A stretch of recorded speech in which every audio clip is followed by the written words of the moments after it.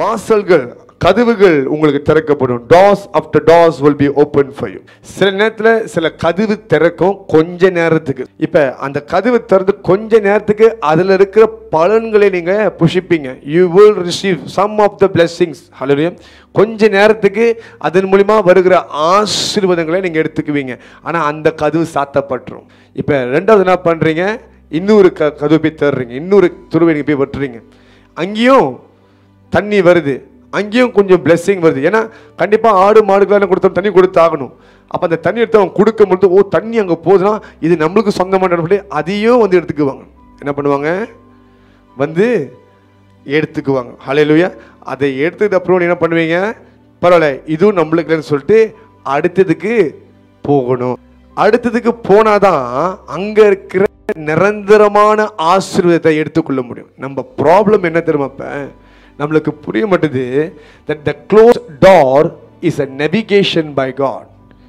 சாத்தப்படுற கதவு, அது மூலமா தான் கர்த்தர் நம்மை நடத்துகிறார். எத்தனை பேருக்கு சொல்ல முடியும் கர்த்தரை நடத்துறாருன்னு சொல்லி?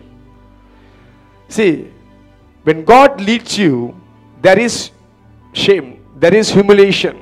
ஆண்டவர் உங்களை நடத்துறாருன்னா அங்க அசிங்கப்படுவீங்க, அவமானப்படுவீங்க. அவன் கிணறு தோண்டி எல்லாம் செட் பண்ணிட்டான் தண்ணி எடுக்கிறதுக்கு. இது எங்க இடம், உனக்கு கிராண்ட் இருக்குதா, சாப்பை காட்டு, லெட்டரை காமின்னு கேட்குறான். இங்கேருந்து கிளம்புன்னு விரட்டி விடுறான். ஆமாவா இல்லையா? அவ்வளோ கஷ்டப்பட்டு உழைப்ப போட்டு ஆள் பலத்தை வைத்து அதை தோண்டி எடுத்ததுக்கு அப்புறம் அங்கே சொல்கிறான், அந்த மாதிரி என்னோட இடம் நீ கொடுக்க முடியாதுன்றான். நம்மளதை என்ன பண்ணியிருப்போம், வாழ்க்கையை வெறுத்து போய் ஒரு வாரமாக உட்காந்துருந்து நான் ஏசேக்குன்னு ஒரு இதை தோணுனேன். ஏசைக்குன்னு 10 வருஷமா 30 வருஷமா ஏசைக்கை பற்றியே பேசியிருப்போம், அதே பேசிட்டு இருப்போம். நான்லாம் ஒரு காலத்தில் ஏசைக்கே தோன்றேன், மனுஷன் மட்டும் எடுத்துட்டு போயிட்டான். இந்த வாழ்க்கையில் கர்த்தர் வைத்திருக்கிற ஆசீர்வாதத்தை நம்ம பெற்றுக்கொள்றதுக்கு நிறைய எதிர்ப்பு தடைகள் வரும். இது உண்டாகும் பொழுது ஓ எல்லாம் என்னை எதிர்க்கிறாங்க, எல்லாமே எனக்கு விரோதமாக செயல்படுறாங்க சொல்லிட்டு ஓரமாக உட்காந்து மீதி இருக்கிற வாழ்க்கையை வீணாக்கிற கூடாது. ஈசாக்கு அந்த காரியத்தை பண்ணலை. அங்கே அவங்க கூட சண்டை கூட போடல, பரவாயில்ல கொடுத்துருவோம்னு சொல்லிட்டு அடுத்து சிட்னாவுக்கு போகிறோம். எங்கே போகிறோம், சிட்னாவுக்கு போயிட்டு அங்கே போய் தோண்ட ஆரம்பிக்கிறோம். கதவை தட்டுறது சாதாரண விஷயம். ஒரு பெறபடி இருக்குது, ஒருத்தர் விடாமல் கதவை தட்டுறான்.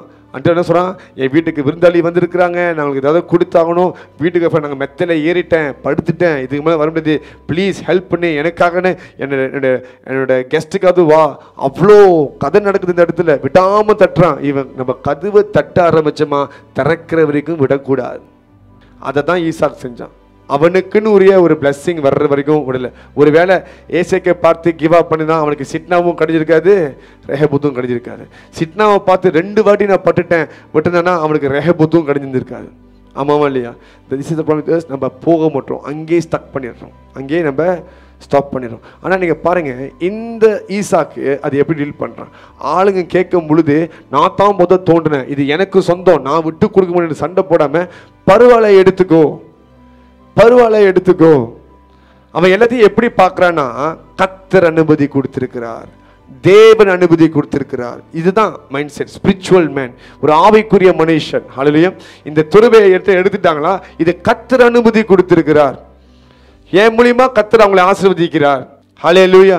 அப்படி பார்க்கறது அதை எப்படி அவங்க எடுக்க முடியும், அதை எப்படி இவங்க இப்படி செய்ய முடியும்? நம்ம அங்க குவாரல் பண்ணி பிரச்சனை பண்ண பொழுது சிட்னாக்கு போக முடியாது, சிட்னாலேருந்து ரெஹபோத்துக்கும் போக முடியாது.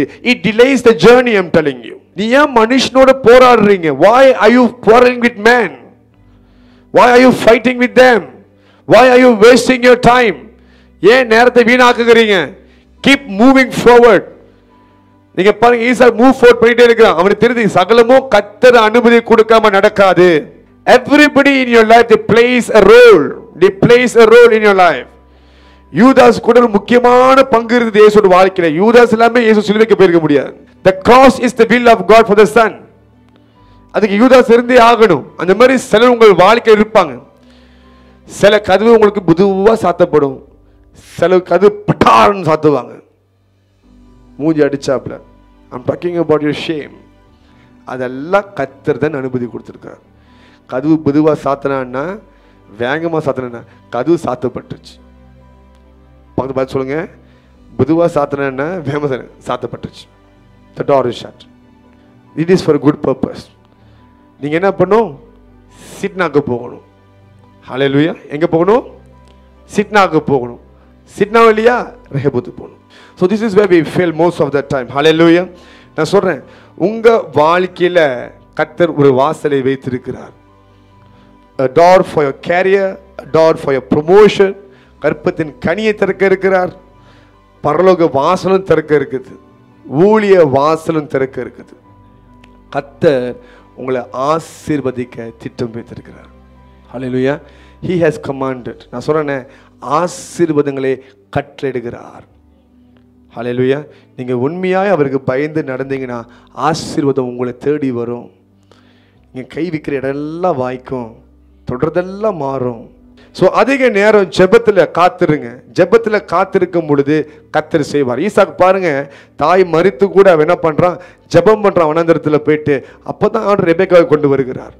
ஜெபிக்கிறவனுக்கு ஆசீர்வாதம் அவனை தேடி வரும். இன்னைக்கு பூமியில் நல்லா வர்ஷிப் இருக்குது, பூமியில் நல்லா விசுவாசிங்க இருக்கிறாங்க, அழகான விசுவாசிங்க இருக்கிறாங்க, பெரிய பெரிய சர்ச்சஸ்லாம் இருக்குது. ஆனால் பூமி என்ன குறைவாக இருக்குது? ஜெபம் குறைவாக இருக்குது. What can pull down God's attention is your prayer. வசனத்தில் எழுதப்பட்டிருக்கு, 2 நாளும் எழுதப்பட்டிருக்குது. என் நாமம் தரிக்கப்பட்ட ஜனங்க அவங்களை தாழ்த்தி பாவத்தை விட்டு என்னை நோக்கி கூப்பிட்டால் நான் செவி கொடுப்பேன், தேசத்தில் சேமத்தை கொண்டு வருவேன். ஆண்டவரா, என் நாமம் தரிக்கப்பட்ட ஜனங்க ஒரு கான்சர்ட்டை செஞ்சு பாட்டை நடத்தினா நான் காது கொடுத்து கேட்பேன் அப்படி சொன்னாரா? கூப்பிடுவாங்க தானே போட்டிருக்குது. ஆமாவா இல்லையா? We have plenty of concerts, plenty of worships, a lot of things happening there. There's lack of prayer. ஜெபமும் குறைவா இருக்குது. இன்னைக்கு ஜெபிக்கிறவனை கர்த்தர் தலை குனிய விட மாட்டார். ஸோ ஜெபத்திற்கு முக்கியத்துவத்தை கொடுங்க அதிகமா.